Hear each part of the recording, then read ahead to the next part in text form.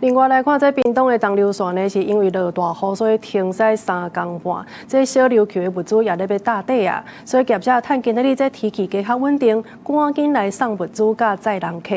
另外，這回落這大水雨呢，予屏東的農損初步估計是超過918萬。縣政府表示，為着要協助農民，會來加速這申請補助的程序。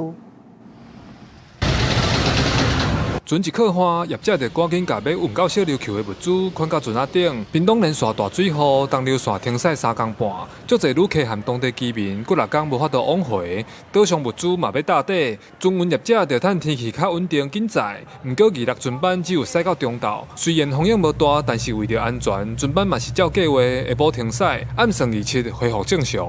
星期一啊，結果呢？結果今天才回來，早上要趕快啊，到11點而已啊。是因為那個連續都下雨停船。對，沒辦法回去啊。小琉球那邊都沒有菜了，物資真的很缺乏，因為有遊客很多啊，還有在那個打工換宿的啊。現在外面的風浪大約維持在1.4、1.3公尺左右，那風力呢，3級以下這樣的風力哈，開2班輸運旅客回來了，2班都是客滿。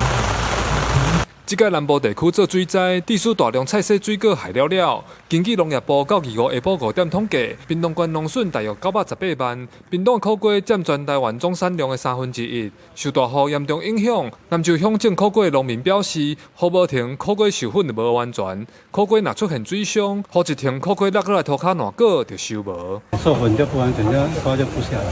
我們這面積有多大？我們這邊有6甲。那這樣子大概損失多少？大概是50萬那邊啦。班長講，苦瓜1年2收，6月底迄個大雨已經損失嚴重，才拄啊定靜，就去斷着飲水。屏東縣府表示，後續農損的補助，希望鄉鎮公所加緊腳步，使用 APP 甲網絡，避免無必要的行政程序，協助農民復原。記者柯明哲，屏東報道。